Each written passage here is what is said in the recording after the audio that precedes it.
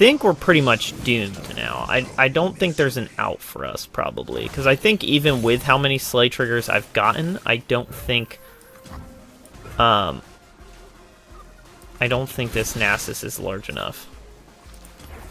But we're going to try. That's weird. That's very weird. We might have it. We might have it. Hey everyone, Raptor Spank here, and today we have On the Grind, the show where I cover a deck I'm playing in Ranked. We'll break down the deck, some flex spots, talk about some basic mulligans, and then put it through some ranked matches and review how we did afterwards.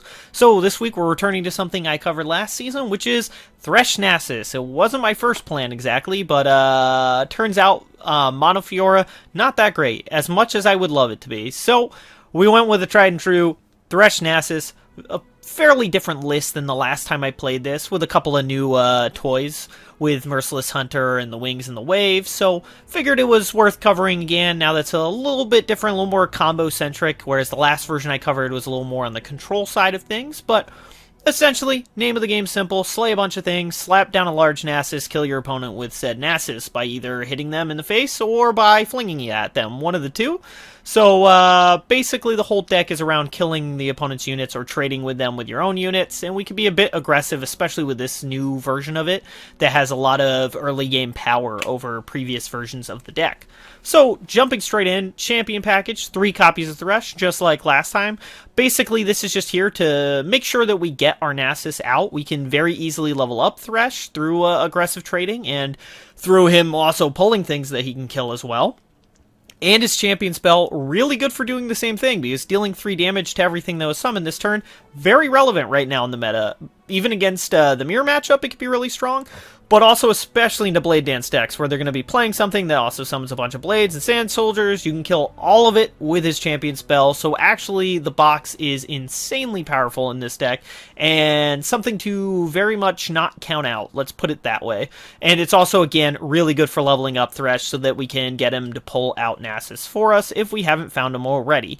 Which then brings us to the big card of the deck, 3 copies of Nasus. He's a nice little fearsome threat that gets bigger and bigger as we go on, and usually by the time we play him, he's already upwards of 8 to 10 power, which means we can like swing in one hit and get him leveled up often, or in the second hit he'll level up. And then that's when things get really crazy, because he reduces the power of all of our opponent's stuff, slowing them down even further, and also he has Spell Shield, so our opponent can't do a lot of things to him as much, which also helps set up the atrocity plan by basically protecting him a little bit further. But from there, looking at our follower package, we're at 3 copies of Ravenous Butcher. After some changes to the deck and some new cards coming out, this is way more powerful for the deck because we have so many different things we can sacrifice now without even losing tempo. So it's just an easy include, usually not bad for us, and it's a guaranteed slay trigger since it happens automatically. Your opponent can't do anything to it, so as long as you have a creature to sack, guaranteed slay trigger. Which then brings us to the 3 copies of Bakai Reaper. Since we have such an easy time slaying things in this deck, these get out of control very quickly as well, and Fearsome is pretty strong right now in the meta, so this can be very hard for your opponent to deal with as well, and cause a lot of early damage, so that by the time Nasus comes down, we can just fling him and instant kill our opponent. Up from there, though, of course, the Shurima standard 3 copies of Dunekeeper, because it's the best card ever printed at 1 mana, pretty much, because it does equate to 4 damage, and in this case it creates 2 units, so if your opponent can block them, it's going to give you even more slay triggers, which is really, really great, or you can always just swing with a Sand Soldier, and now with Ravenous Butcher in the deck as well, you can always play this on turn 1, sack the Sand Soldier to Ravenous Butcher, and that's even more damage that you're capable of producing, so just keep an eye out for that as well. Lots of great things we can do with that Sand Soldier, and also it can just be used as an extra chump blocker too. That's not a bad use either. As for one of the new cards, we have 2 copies of the Wings and the Wave. This is just really, really great because it can be whatever we need. If we need something to sacrifice, we can play it as the first wave, get that sweet prey to sacrifice to things. Or if we need something to sacrifice, or we need to sacrifice things, or need more slay triggers, we can always put it as the last wave and sacrifice something and have a 1 mana 3/3 on the board, which is also really, really good and cost effective. So just all sorts of good value out of this card, does everything we want it to. Up from there, 3 copies of Curse Keeper. This is the easy include. There's so much value out of sacrificing this, so basically whatever we use this with, it's one of our most aggressive starts. It can always just attack for free, and we even have some vulnerable applications that we can use to potentially let this trade as well, but more or less, it's just here to sacrifice to other things like Ravenous Butcher, Rite of Calling, etc., just to give us that sweet 4/3 and get us an extra Slay trigger at the same time. So, lots of value out of this card, definitely worth the include. Similarly, 3 copies of Fading Icon. This card is so nuts. It's great because it gives us 2 blockers for a very cheap cost, and one of them has 3 power, so it's really, really good when we need to go aggro and run our opponent down quick. But also, it does give us that free 0/1 that we can sack to other effects, so helps us get that Slay engine or keep it going, so lots of value there as well. Up from there, 3 copies of Merciless Hunter. This does a lot of good stuff for us. I've mentioned how good Fearsome is into the current meta right now, so this is a pretty big, well-costed Fearsome threat on its own, but the fact that it gives Vulnerable to something as well, really, really good. It can help us to enforce Slay triggers, and also make sure that our Fearsomes do get through by giving Vulnerable to something that has more than 3 power, so a lot of value we get out of that. And again, it's a 4/3 for 3 mana. Even if it didn't have those keywords, it would still be really, really good. So, definitely an auto include of 3. And finally, 2 copies of Spirit Leech.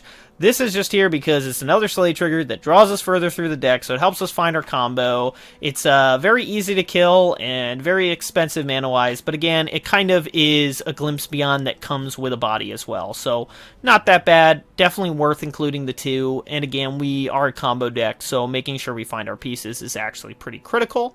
Which is a great segue into the spell deck, because that starts with 2 copies of Rite of Calling, because that's there to make sure we can get Nasus, or failing that, at least the Thresh that can also find us Nasus, so no matter what, Rite of Calling should be getting us closer to Nasus in theory.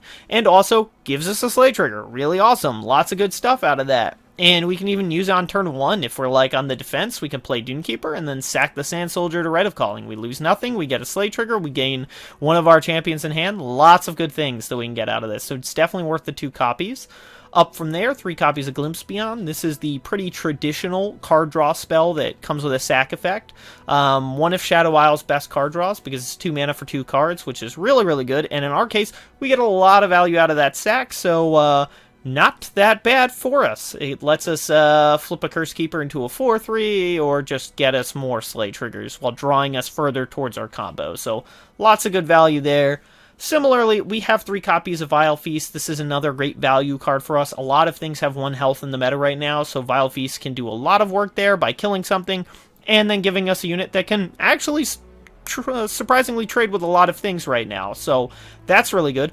Also gains us life, so lots of nice utility we get out of here. And if nothing else, we can always sack the Spiderling to one of our sack effects as well, just to keep getting Slay triggers and getting that benefit out of slaying. So up from there, 2 copies of Rite of Negation. This is where most people seem to split on this deck, is running Rite or Black Spear.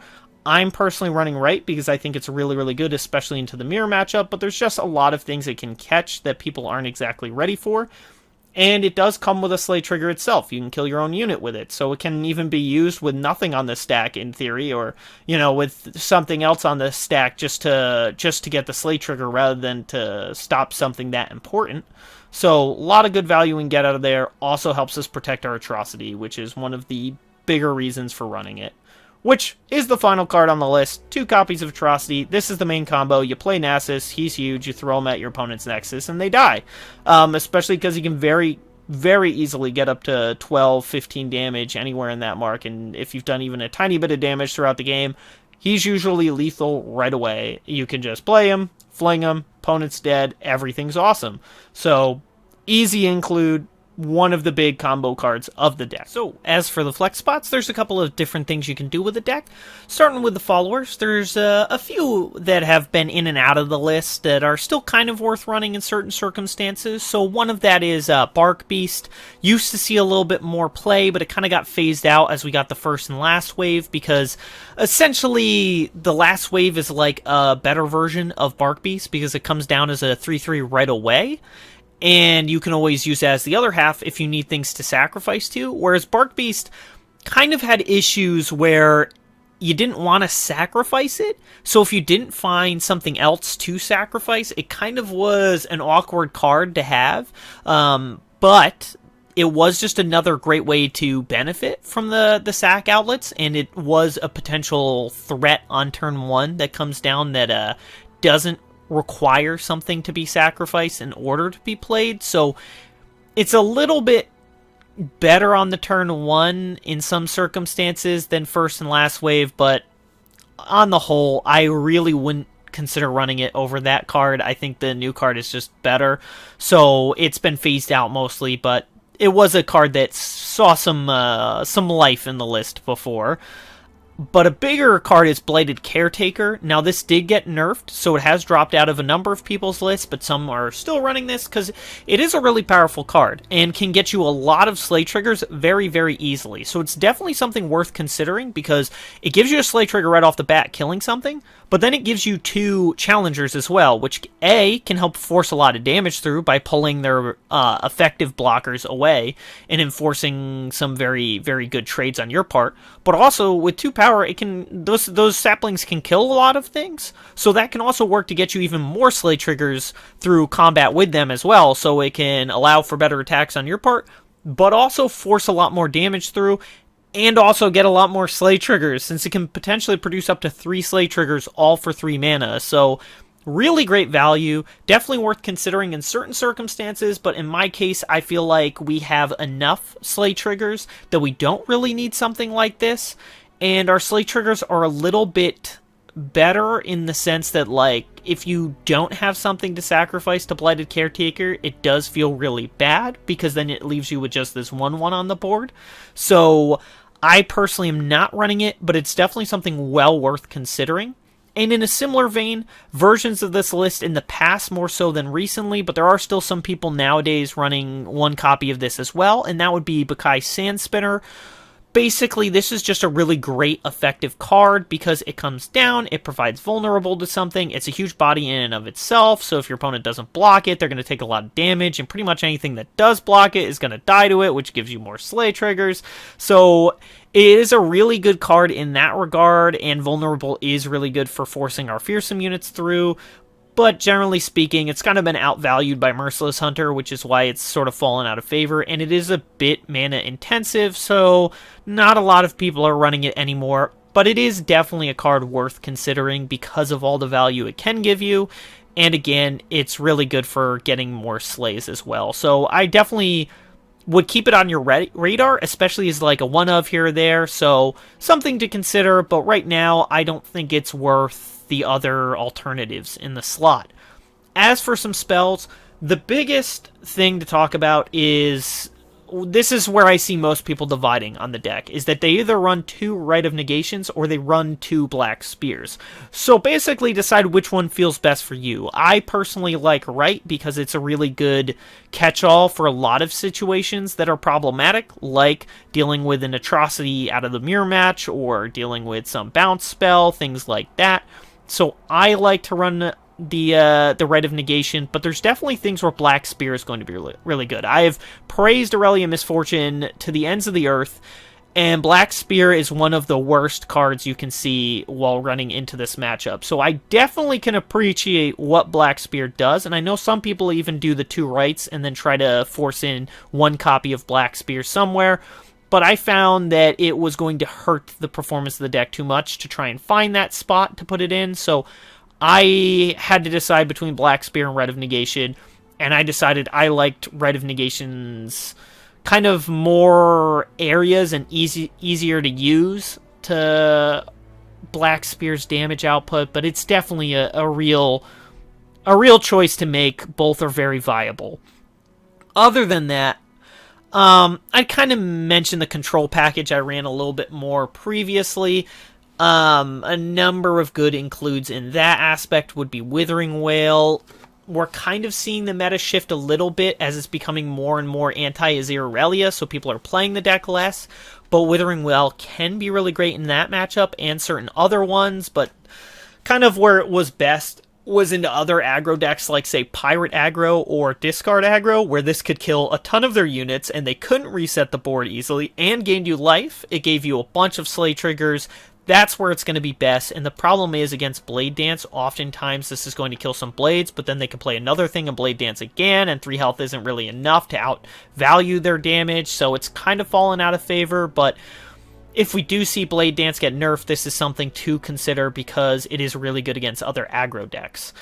Now, one other thing that I would mention, a little bit spicy here, but I ran it in my control-ish variant before, and it was absolutely nuts in that version, and that's Spirit Fire, because it is expensive, but it can give you a lot of Slay triggers, because 2 damage can actually kill many, many things, and using it at the right time can reduce the damage you take really heavily, which can be a massive swing in the matchup. So this, again, much like Withering Wail, really good against stuff like Pirate aggro and Discard aggro, so right now it's kind of not worth running because you're not going to get the kills on the blades. You'll reduce their damage output, but they'll be gone before the final end-of-turn trigger happens, so right now it's not really worth running, but if we see the meta shift heavily, it's something to consider again.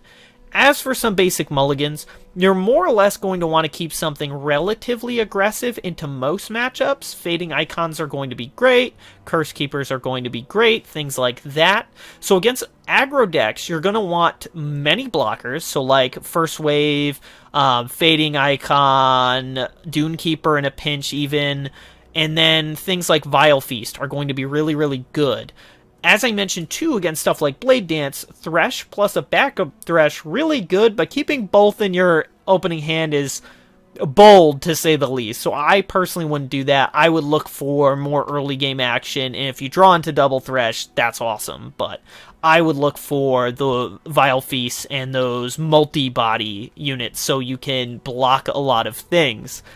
As for mid-range, that's when you're going to kind of want to outvalue them a bit more. Fading Icon is great. Curse Keeper with some sack outlet is great. Bakai Reaper can actually be pretty good for forcing damage through early. And then things like Thresh are going to be fantastic, especially if you can, and Merciless Hunter as well. Things are going to trade with your opponent's stuff no matter how big they are. And then just looking to slam that big Nasus, and a lot of mid-range decks can't stop the fling, so that should be an effective way to close out against your opponent if you can build up the Slay triggers to that point by setting up those effective trades. As for control, that's where you want to just be an aggro deck best you can, and just try to get that Nasus with Rite of Negation protection up so that you can force the damage through. They'll have a hard time blocking Nasus typically, and if you can level them up, you can almost certainly get the fling off without them being able to stop it. So that's the big things you're looking for in the control matchup, but otherwise look for some super aggressive start, stuff like Dune Keeper into Curse Keeper or Fading Icon into like Merciless Hunter should cause a lot of problems for most control decks that are left. So those are the basic mulligans, and if you like the deck, there is a deck code as well as a deck link in the description below, and let's jump into some ranked matches and see how we do. Alright, mirror match it is. Not sure how I feel about this one. I mean, it's definitely not going to be fun to play. That's for sure. I like the Rite of Calling. I also like Glimpse Beyond. I think that can actually do some good stuff for us. Yeah, I think we're going to keep this whole hand. I think this is fine. We're going to turn 1 Dune Keeper plus Rite of Calling.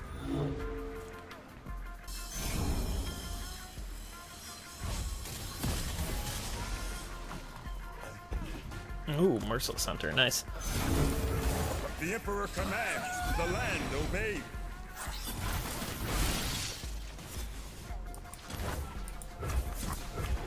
Boom.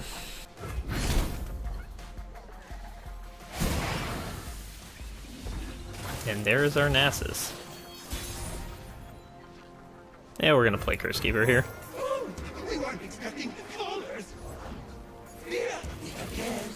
Highest potential damage turn, so...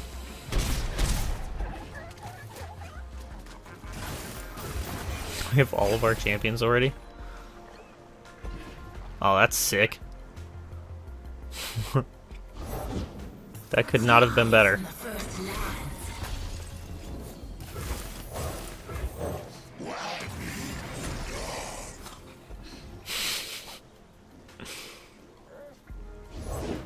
The chains, they never stop!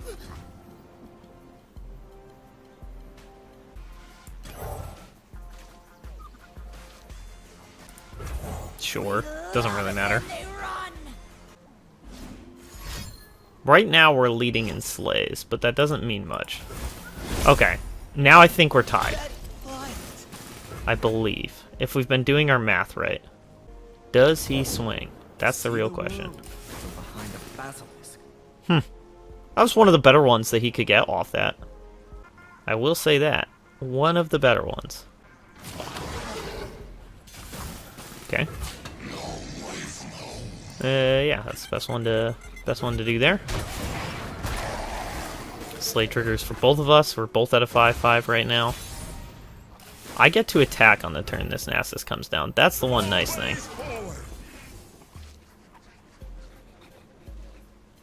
Breathe your last.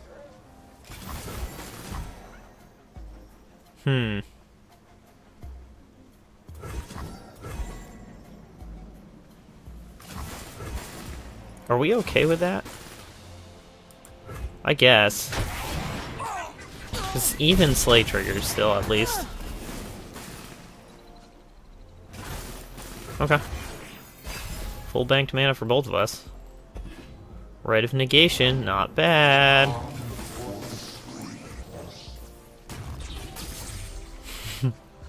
I see your Thresh, and I raise you Thresh.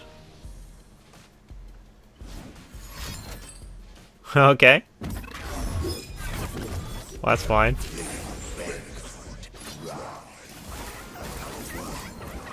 So this will have us ahead in slays.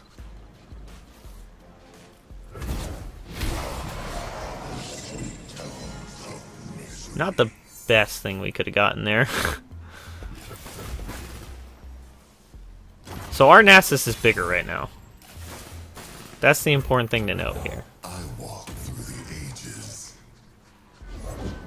We enter an age of men and gods. Your time is done. Interesting. Okay. Well, that happened.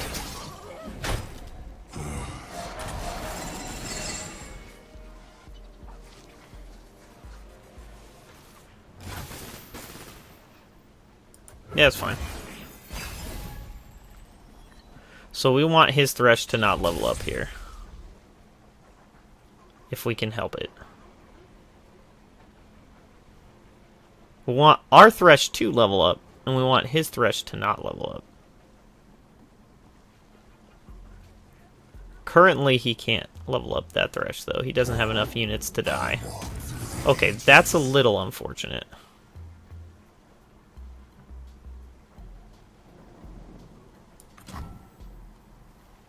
They forgot.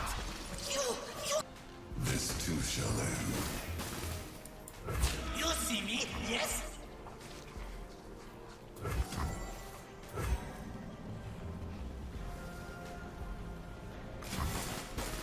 So if I do this... How does he get that? How does he get the damage boost? Because that should kill this, right? Oh no, it's each enemy that was summoned, right? Let's not forget how to play this game.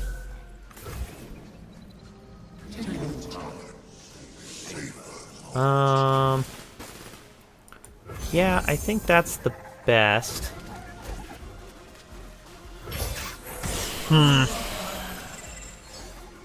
Not looking great though.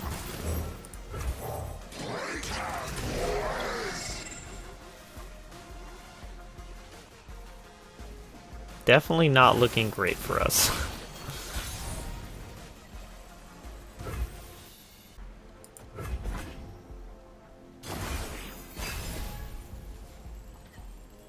Still looking very bad for us. How many slays have we gotten? Ooh. Well, now he leveled up our Thresh and his Thresh. Okay. Sketchy. Very, very sketchy. Because he's about to get double Nasus. Arda's gonna make a meal of them.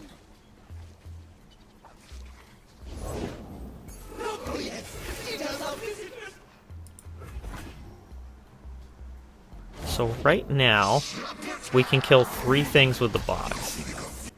Okay. Yeah, okay. This is gonna level up his Nasuses, though, unfortunately.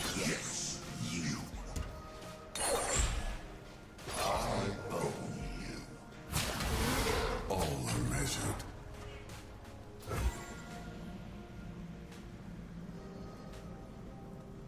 And now pull the next Nasus out as well. What are you doing? That makes me... Whatever. Whatever.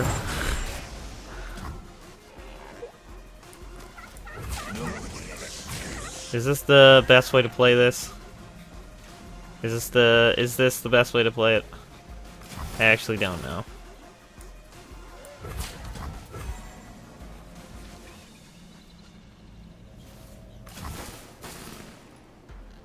Because if I don't do that, I'm gonna take the full 10 from that 1. And it's still gonna level up. But I think we want to keep our mana alive into this next turn.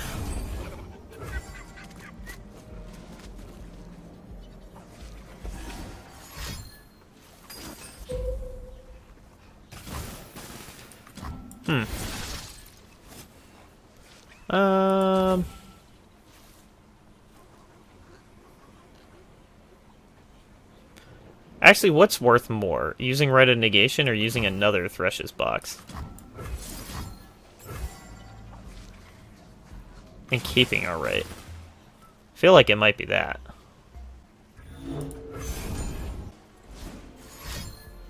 What you got? Okay, to deny me a slay. Actually, it doesn't deny me a slay. Never mind. It gives him 1 more slay though.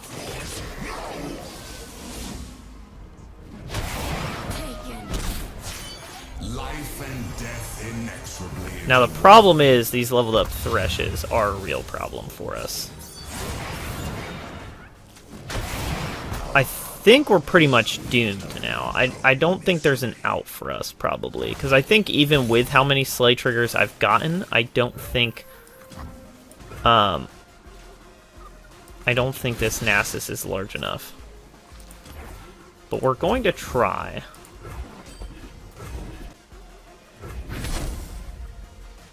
So I can actually do both. Interesting. That's weird. That's very weird.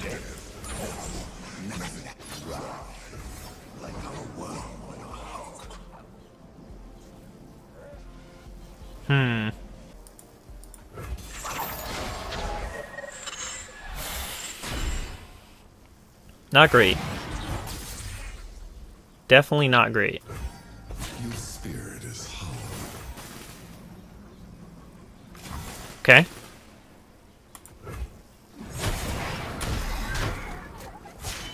The expanse of eternity stretched out Okay. before me. We might have it. We might have it. I mean, this is a lethal fling. Woo! We stole it. We stole it. Oh, there we go. All according to plan. Oh, we drew perfectly there. Nice. Not bad. Not bad at all. Interesting. Not sure how this one goes. Gotta find out, I guess. It's a pretty terrible hand in general. You know what? Honestly, we're just gonna pitch that whole hand. Oof, this is still really bad. Oh, that does make it better. Pride failed us forever. Pretty sweet turn 1, in fact. I don't think it was worth sacking to Ravenous Butcher and getting that hit in. Okay, that's pretty sweet. That is a pretty sweet start. Yep, we'll take the 2.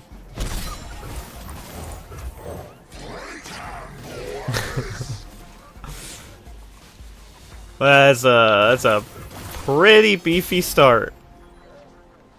And we will go like this. This is still better than playing this Curse Keeper, because since this is a Piltover deck, I am expecting Piltover-based removal.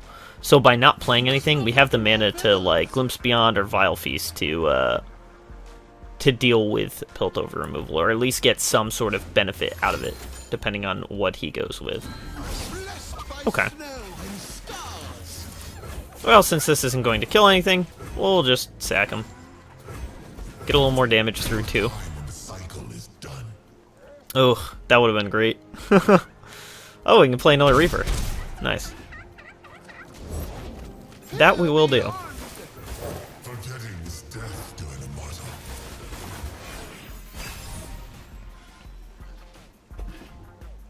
immortal. Ooh, I do like Thresh, actually. But I feel like Curse Keeper into Vile Feast is a really good turn here. Depending on what my opponent does.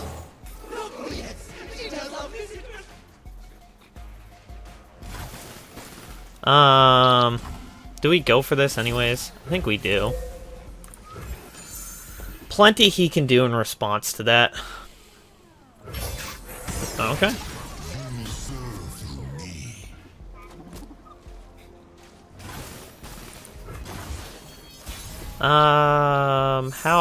How do we get punished if we run Thresh out here? Okay, yeah. One more turn towards Sejuani. Or till Sejuani. Yeah, I think we will go like that. We'll pull one of these, and then we'll do this and this. In theory, lethal. He has full mana, though, so presumably plenty of things he can do here.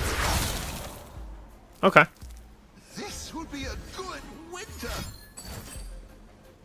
Okay. Unfortunate turn of events for us, but we're still going to get two things towards leveling Thresh up, which is kind of what we're here for. If he plays Sejuani this next turn and then kills our Thresh, then obviously that doesn't work so much. But, you know. If he does that, then I guess we sack, Okay, no. We will run out of Dunekeeper. Okay. Yeah, we'll block like that. And then we will play Spirit Leash. Ooh, I like that. I like that a lot.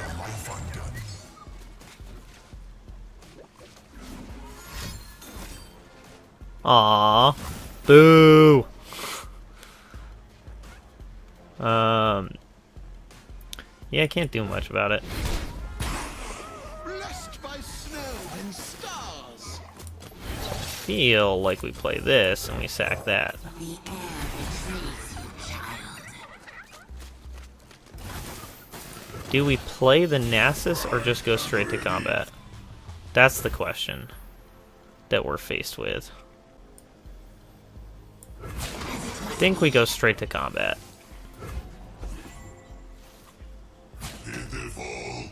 Mm-hmm. Expected that. Okay. An auspicious season. Well, This would be a that's good a incredible outcome for my opponent there. I don't think it's really worth playing anything else here. We're gonna play Fading Icon is what we're going to do here. If I've forgotten, then no. We're looking to play Nasus this turn. We'll see if that ends up being what we do. Okay, okay. have a mushroom. His Sejuani is pretty far from leveling up.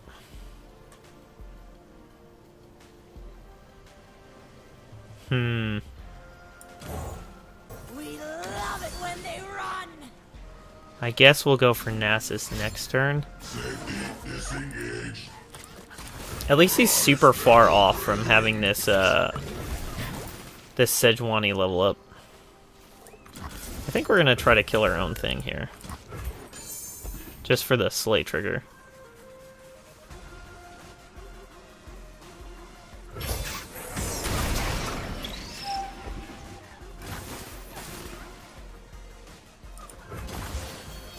Can you improve perfection? Okay, perfect. We like that.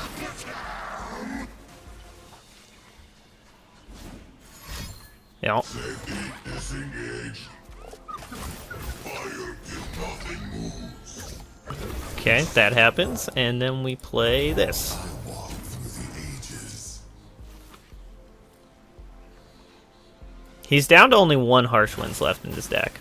We know that for a fact. All winds flow.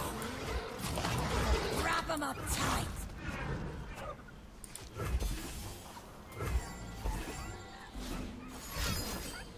Okay. There they go. Inferior design. Okay, he's gonna put something on the stack. He's gonna put 2 things on the stack. An auspicious season. Okay. What you got? So I think we're probably good doing this. And so this is just gonna die regardless of what happens here. So I think that's the best one to lose here. And that way we force a bunch of damage through. And he's almost dead. We have him down to 1 because of all the slay triggers we just got.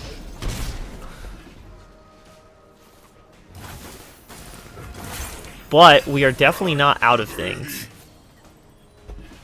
Okay, we're now probably out of things. Can you improve perfection? What could he do in response? He could Frostbite Nasus, so it's not worth... It is not worth flinging him right now. Prime and ready. Okay. As it must be. This is a lethal attack currently. Oh, there's his last Harsh Wind. But he's buying himself a lot of time. Would a mushroom help? Oh, GG. He lost. That 1 point. Sweet. Almost seemed like he might stabilize from that point, but, yep. With each victory. Slay triggers, man, they're broken. So is Thresh Nasus. We take that on to the next. Alright, Frostbite mid-range. That's a little bit scary. That is a little bit scary. Lots of issues they can cause for us. Since they can just Frostbite all of our stuff. I don't think we really want that. Vile Feast might actually be good. We'll keep Vile Feast, we'll keep Ravenous Butcher, even though we don't have anything to sack it to. But because there's a high chance we can find something to sack it to. Like the first wave. The breathtaking. The waters give. That's a pretty good start. And we can still, next turn, kill, like, a Glory Seeker if he plays one. Alright. Well, I'll play Fading Icon then.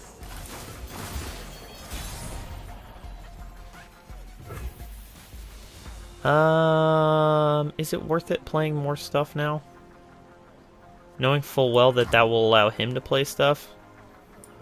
Probably not, actually, because when I think about it... Yeah, this is the better play. Because if I play Curse Keeper, I mean, I can't actually play Dune Keeper and get all of the Dune Keeper value out. History forgets, but the Black Rose remembers. We love it when they run.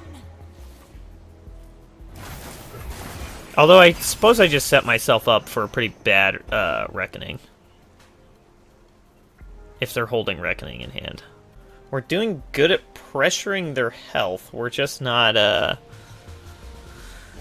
well, let's just say things could be better for us. Let's put it that way. I think we'll play Curse Keeper then.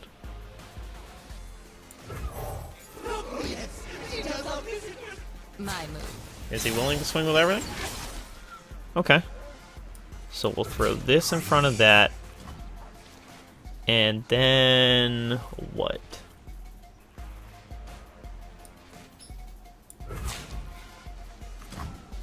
We do that? I think so.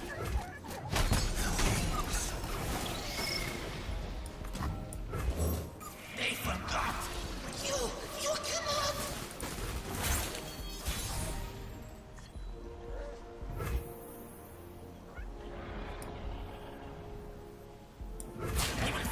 Yeah, I think we go like this, even though we're pretty sure my opponent's going to have some sort of answer for this.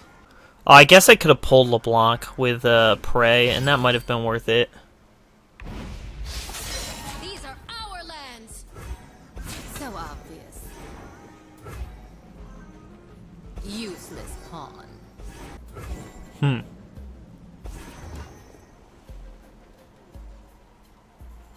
No backing down.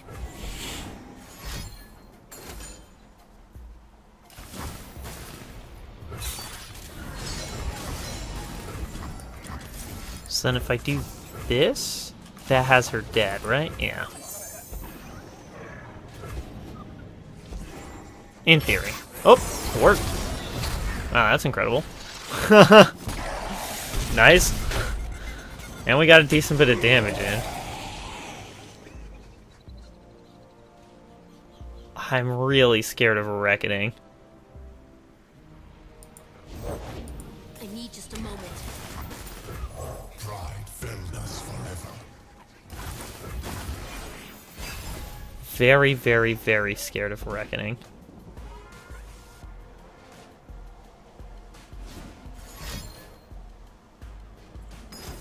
Yep. And that is the Reckoning we were referring to.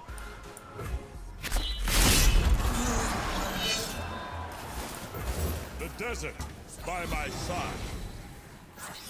Show me a target. Face me.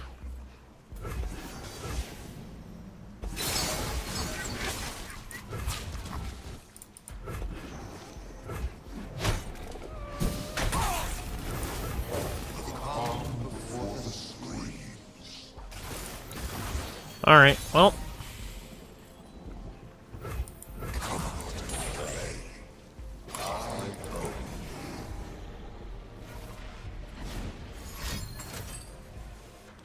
Okay, well, we'll draw cards off that, I guess. Try. We almost had him, but I think that this might be GG now. Ugh. Ew. That was the worst card draws I've ever seen. The War Mother will unite. That could not have gone any worse. There was 2 unplayable cards off our board state. That's wild.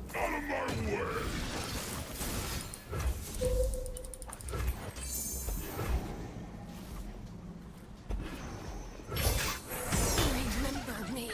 Okay, well, we've bought ourselves a little bit of time. Stand together. Not much, though. This Glimpse Beyond is going to have to do a heck of a lot better than the last one did. Wow, man. These are the worst card draws ever. Literally. They're literally the worst card draws ever of all time. That's insane. We're on a 1-turn clock before this this Captain Farron just kills us. Line up. Oh, Lord. It's not getting any better either. Actually, is there any out for this? Yeah, no, there isn't. That's just game. There's nothing we can do there. We die to this swing back no matter what we draw. There's nothing we can draw off the top. Like, we don't have Ruination in our deck or anything like that, so that was a guaranteed loss no matter what happened. We had a really, really great aggressive start, and then we drew absolutely terribly. So, oh well, on to the next. Alright, Aurelia Azir. In theory, this is a good matchup, but obviously they can just run us down. Is Thresh worth running in this matchup? I feel like he is. This isn't a particularly great hand for dealing with our opponent, though. Actually, you know what? This is fine. This is fine. If he plays something with 1 health, we can actually use Curse Keeper on turn 3 to kill it. So that does actually improve things a bit. Forgetting is death to an immortal. This is folly. This is not the best hand for this matchup, though. Obviously, we would prefer things like Fading Icon. That's actually really bad. Atrocity is terrible for us. And they didn't play anything that we can kill, so that's also pretty bad for us.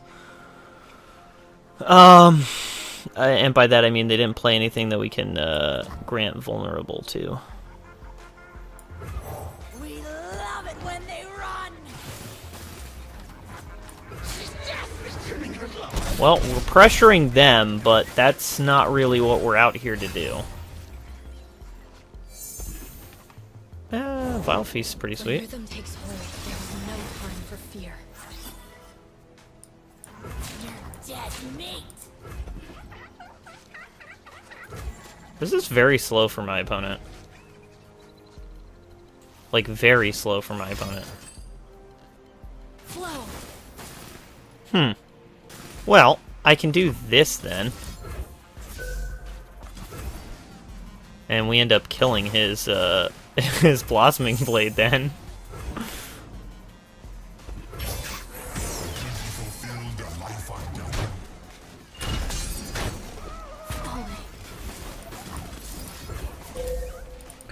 Alright. Yeah, that wasn't the worst outcome. We're probably going to play Thresh next turn rather than Open Swing, although it is hard to say. I mean, this is a very good Open Swing.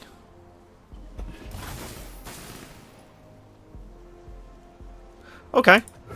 Yeah, we'll accept that. I have no idea why he didn't attack there. I guess so we don't get the Slay triggers. And now we can play Thresh. And we can play Ravenous Butcher. Oh, Lord, and we have the box for next turn. Oh. This is brutal, man. Ooh, and I can play Fading Icon plus the box? That's just wrong. The land obeys. Yep. That's really scary.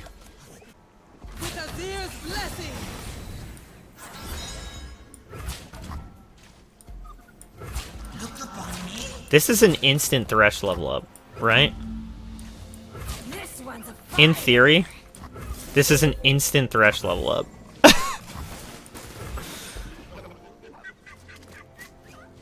Pew pew pew pew.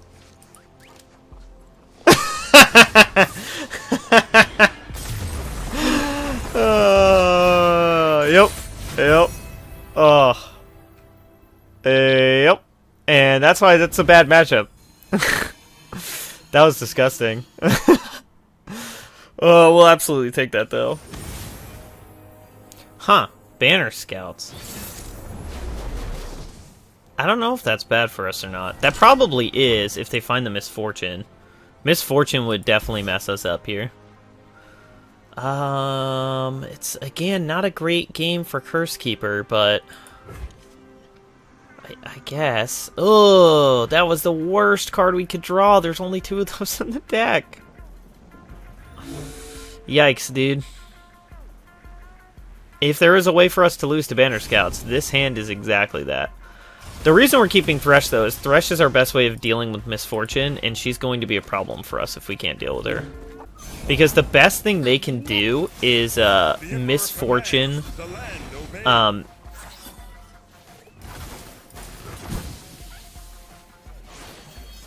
Misfortune plus Blinding Assault. Sand and blood. I don't think he's gonna block this, but maybe he'll call my bluff. Okay, didn't think so. Okay, we could have played Curse Keeper then. Good news is no MF Blinding Assault next turn. That's the good news. This is potentially scary, although this is Banner Scouts, not Misfortune, Aurelia, Blade Dance. So, not nearly as likely to really profit off those attack triggers, but... Okay. Double Atrocity, what were the odds? That's so bad. Like, that's so cripplingly bad for us. Blinding Assault? Okay.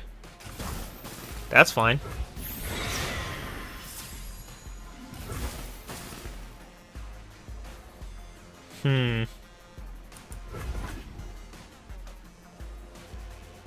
I think we're fine banking the mana here if we have to. And he pulls that over there. Captain's orders. Okay. Pull it to the face.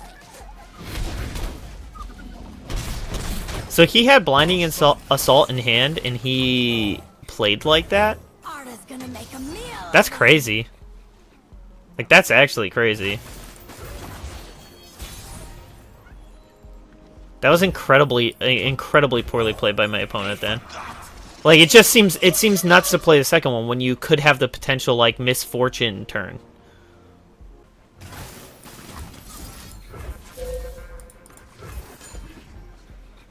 Watch as he has, like, main deck Make It Rains.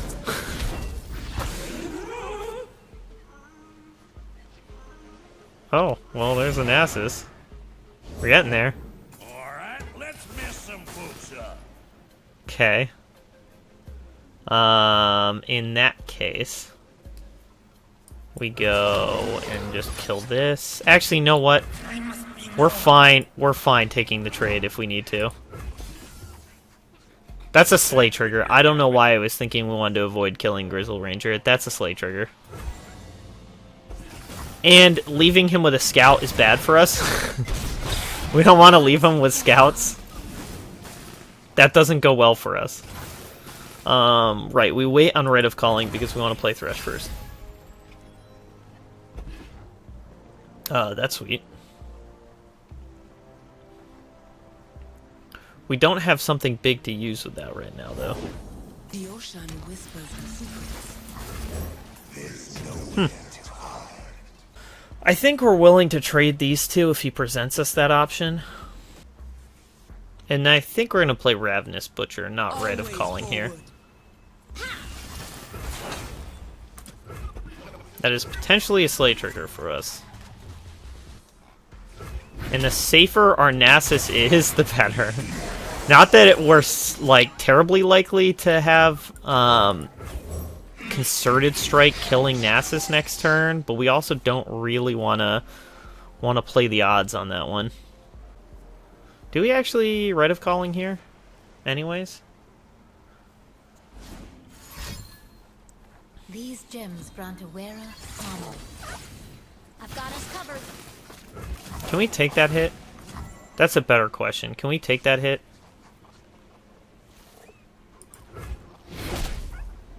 I think we're going to. Now, is it worth Rite of Calling sacking something else for one more Thresh, one more Nasus trigger? I don't think so.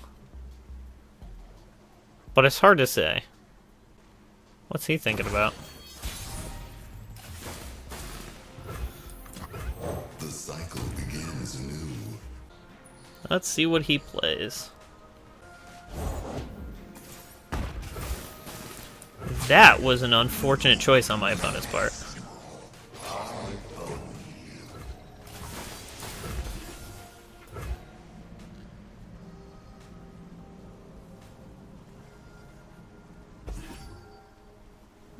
I assume he's going to try to trade with one of our things. Okay. This is not the way. I mean, killing our Thresh does suck, but I mean... not really a problem. Well, let's think here. Like, what could he do that kills us at this point? Not much, right? I mean, this atrocity is just lethal. So the biggest thing that could kill us right now is my brain ceasing to function and just playing something this turn, other than like Red of Culling.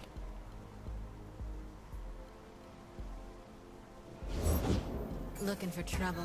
It found you. I mean, do we just go for it?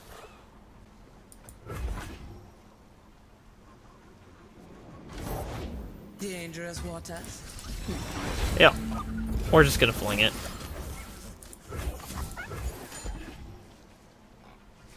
There we go.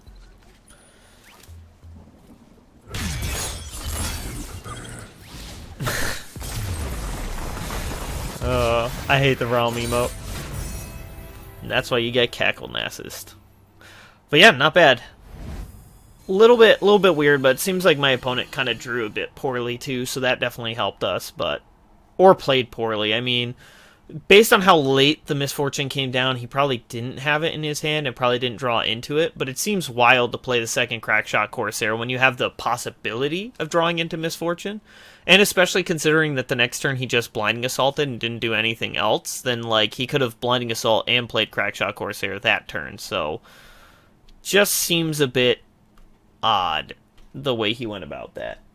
But I mean, hey, we'll take it. So, how do we do in our matches? Well, we went a total of 4-1. I wanted to play a little more games for this week's episode, but it just kind of didn't pan out between feeling a little bit sick this week, and then also I tried to not be a coward this week. I played Mono Fiora, and it's just, if you get the good matchups, the deck's good, and I did not get the good matchups, and the deck is not good in those situations, and I had a very frustrating game of Nightfall aggro that was the final straw, or the final nail in that deck's coffin, in which they managed to have 2 of their 3 Doom Beasts, and 2 of their 3 Unto Dusk, and Unto Dusk was literally the only card they could have at that exact moment to not lose the game, and they had it. So, very frustrating game that really was not even remotely fun to play. So, abandoned the deck, went to Thresh Nasus because deck's stupid broken, barely got nerfed, it's still really good, badly in need of nerfing even further, but knew it was going to perform, and it did. 80% win rate with the games we played, and against a wide variety of different decks. Obviously, we crushed the Azir Aurelia matchup, which is, one of our best matchups, so that's not surprising. And, the Banner Scouts is a bit weird, but they didn't have the perfect hand. And more importantly, they didn't have Misfortune, which realistically speaking, that's the best way for them to cause problems for us, is using Misfortune's triggers to kill our units. Same as with the MF Aurelia deck. It's Misfortune ends up making that matchup really bad for us, but otherwise, we're alright. Because we can always get that Thresh fling, they can't reduce our Thresh's power to 0, they can't kill it in response. Like, the best they could do is Concerted Strike if they have 2 things large enough to kill it, and our opponent obviously did not when we flung it there. So, that's about expected. Frostbite mid-range should be a problem, because what we had there was actually a pretty good high roll on our part of some very aggressive units, and we still couldn't get those final points of damage through before our opponent could kill us, so that's just kind of unfortunate. They had the Reckoning. If they didn't have the Reckoning, we were in a much better spot, but not that surprising. So, their good draw was that, but otherwise, everything else they were doing, all the frostbiting and things like that to prevent us from killing them, that's kind of what you can expect in the matchup. So, even if they don't find Reckoning, it's not going to be a great matchup for us, because the Thresh win condition's never going to work. They're always going to be able to frostbite Thresh to prevent Atrocity flinging him, so lots of bad things for us in that matchup, essentially. But other than that, the other ones all kind of went the way I would expect them to go. Couple of close ones, but the mirror match was obscene, for at the very least. That was pretty nuts. Yeah, we're lucky that we drew perfectly like we did, but we're also lucky that my opponent played something that Thresh could kill. That was really good for us. But yeah, that was sick. Some good games. Deck's really busted. Not particularly one I enjoy a lot, although one advantage it has over other decks, like say Azir Aurelia, is Azir Aurelia is very matchup dependent, whereas Thresh Nasus can win most matchups, including its bad matchups. Like, you're going to have at least a decent shot into any deck you run into. The downside is your games are going to be fairly long for what other decks can do these days, since like Aurelia decks are going to be playing, 4 to 8 minute games. Thresh Nasus doing like upwards of 10 and 12 minutes feels a bit slow, but at least you're going to have a good chance into any deck, or an honest chance into any deck you run up against, so that makes it fairly good for climbing, despite the time cost. But yeah, definitely a fun deck. If you like the deck, there is a deck code as well as a deck link in the description below, and if you enjoyed the video, leave a like, comment below, and subscribe for more Legends of Runeterra content.